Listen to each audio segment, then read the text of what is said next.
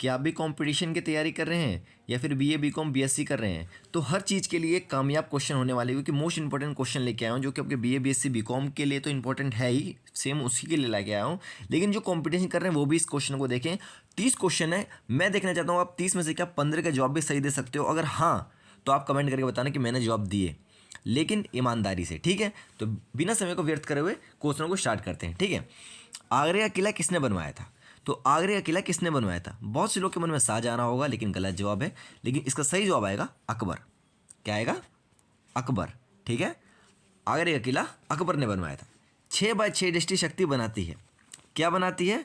सामान्य दृष्टि बनाती है। क्या बनाती है? सामान्य दृष्टि बनाती है, ठीक है। प्रश्न नंबर 3 की ओर चलते हैं। किसकी उपस्थिति से रक्त लाल रंग का होता है? किसकी उपस्थिति से रंग लाल रंग का होता है? किसकी उपस्थिति से? हीमोग्लोबिन। किसकी उपस्थिति से? हीमोग्लोबिन की उपस्थिति से रक्त लाल रंग का होता है, ठीक है। रेड क्लिफ रेखा सीमा निर्धारित करती है। कहाँ निर्धारित करती है? यह करती है, किसी को पता है तो कमेंट कर दीजिएगा। ये करती है भारत और पाकिस्तान की, ठीक है। किसमें? भारत और पाकिस्तान, ठीक है। प्रश्न नंबर 5 की ओर चलेंगे। भारत का प्रथम नागरिक कौन है? भारत का प्रथम नागरिक कौन है? तो कौन है गाइस? सभी को पता होगा, इसका आंसर आएगा राष्ट्रपति। भारत का प्रथम नागरिक है राष्ट्रपति, ठीक है। प्रश्न नंबर 6 की ओर आते हैं। भारतीय संविधान के किस अनुच्छेद के अंतर्गत वित्त आयोग की स्थापना हुई आएगा यहाँ पे, ठीक है। स्थापना हुई तो किसके अनुच्छेद? अनुच्छेद 280, ठीक है। अनुच्छेद 280 के तहत भारतीय संविधान के अनुच्छेद की स्थापना हुई, ठीक है। समझ में आ रहा होगा। प्रश्न नंबर 7 की ओर चलते हैं। वेथ ऑफ नेशनल पुस्तक के लेखक कौन थे? जी, कौन थे, कोई बताएगा? वेथ ऑफ नेशनल कौन थे? तो ये था एडम स्मिथ। कौन थे? Adam Smith. कौन थे? Adam Smith. साथ साथ याद करते रहिए, नोट डाउन करते रहिए और स्क्रीनशॉट लेते रहिएगा, ठीक है। यहाँ पे गाइस क्या कुछ चिन्ह आएगा, ठीक है। तो ये जो है 5000, इसको जो निकालना बहुत आसान है गाइस, मैं आपको करके दिखा देता हूँ। 5532 लिखना है आपको, ठीक है। और यहाँ पे 5492 लिखना है। बस इसको आप माइनस कर दीजिए, ठीक है। जैसे कि आप माइनस करेंगे तो इसका आंसर आ जाएगा 04, ठीक है। आप ट्राई कर लेना, ये वाला आंसर आ जाएगा ऑप्शन नंबर बी, ठीक है। इसको माइनस करोगे आंसर ये आ जाएगा बीच में जो बना हुआ है क्वेश्चन मार्क, ठीक है। समझ में आ रहा होगा आपके क्वेश्चन को। आगे चले हम, एक बार स्क्रीनशॉट ले लीजिए जिसने नहीं लिया है अभी तक, ठीक है। आइए प्रश्न नंबर ये देखते हैं, ये भी थोड़ा सा मोस्ट इंपॉर्टेंट क्वेश्चन है।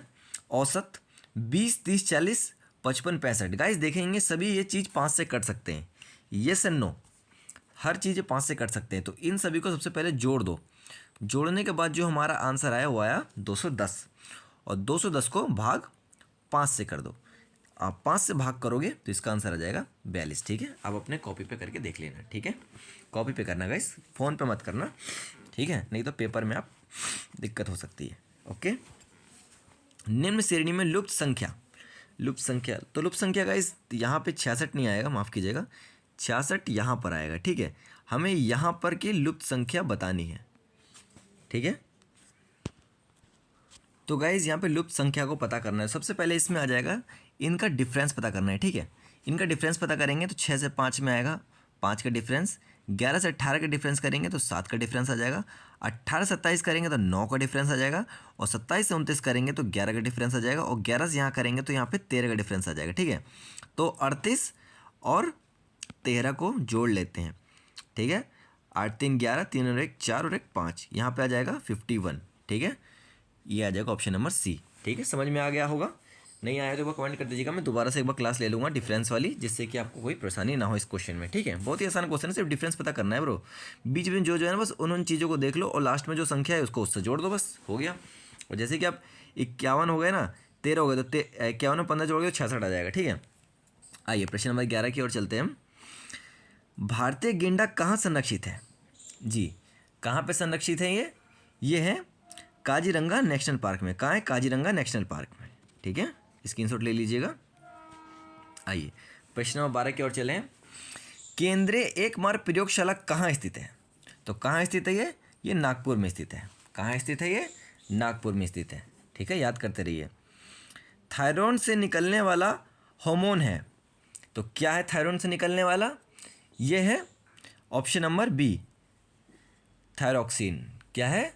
थायरॉक्सिन। ठीक है। जल प्रदूषण का कारण है बढ़ती जनसंख्या, कीटनाशक, मनुष्य की क्रियात्मक उपयोग सभी। तो गाइस ये सभी चीज़ जो है वो आता है जल प्रदूषण के अंतर्गत ही। ठीक है, तो उपयोग सभी इसका आंसर आ जाएगा। आइए प्रश्न नंबर 15 की ओर चलते हैं। दालों में सबसे ज़्यादा पाया जाता है, तो क्या पाया जाता है? सभी को पता होगा, दाल में सबसे ज़्यादा प्रोटीन पाया जाता है।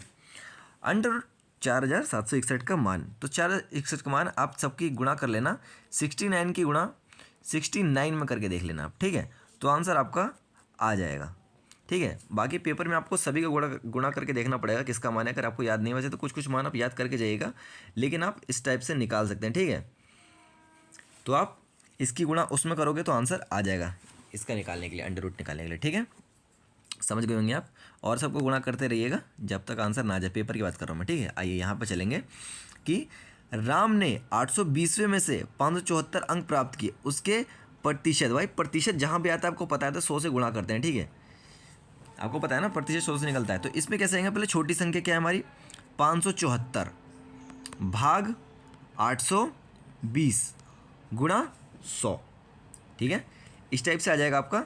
तो आंसर आपका आ जाएगा 70%। Option number A 70%। अगर आप 574 को, ठीक है, 574 लोगे, फिर आप भाग करोगे 820 से, ठीक है, या बड़ी संख्या जो भी है, ठीक है, उसके बाद गुणा कर देना आप 100 से, तो आपका जो आंसर आएगा वो आएगा 70%। ठीक है, समझ में आ गया होगा? नहीं है तो वो कमेंट कर देना आप जरूर, मैं दोबारा समझा दूँगा एक बार। ठीक है, इसमें गुणा 100 से बस कर देना है, आंसर आपका आ जाएगा। कैलकुलेशन तो आपको आती होगी। ठीक है, आगे चलें, फिर स्क्रीनशॉट ले लीजिएगा।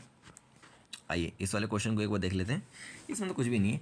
दिए गए आंकड़ों का बहुलक ज्ञात करना। तो बहुलक गाइस वो जो बार बार आता है। ठीक है, 9, फिर देखो ओ यहाँ भी है, तो ये कितनी बार आ गया? कई बार आ गया, तो ये इसका आंसर आ जाएगा 9। ठीक है, ऑप्शन नंबर बी। ठीक है, थोड़ा ऊपर नीचे हो गया, तो ऑप्शन नंबर बी आएगा 9। ठीक है, सही क्वेश्चन लग रहे हैं गाइस। तो जो क्वेश्चन मतलब जो चीज़ बार बार आते हैं वे बहुलक कहलाते हैं। ठीक है, प्रश्न नंबर 19 की ओर चलेंगे। ये क्या कह रहा है हमसे? इस वाले क्वेश्चन को देखेंगे कि इसमें तो कुछ भी नहीं करना वैसे गाइस, इसमें तो कुछ करना ही नहीं है। जैसे कि 21,942 है, -87 और -832।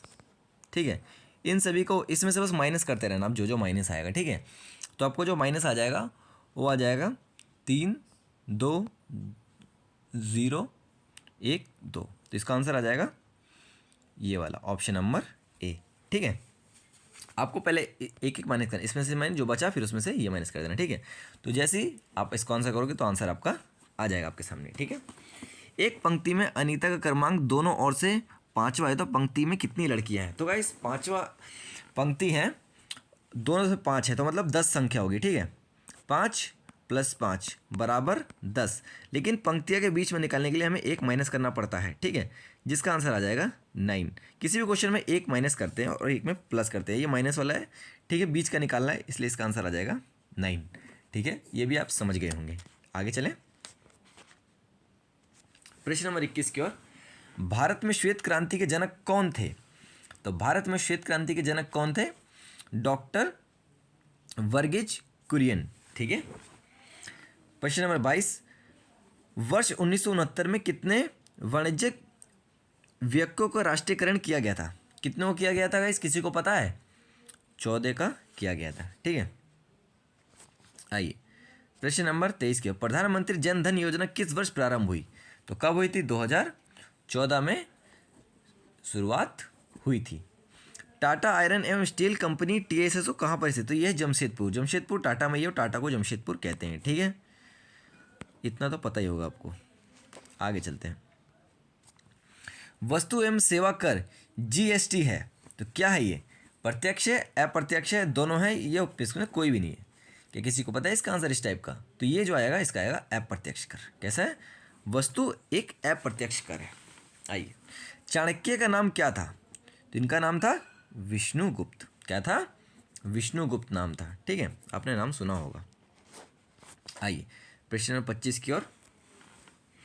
वस्तु एवं सेवा कर, ये मैंने बता दिया है आपको, दोबारा आ गया लग रहा है।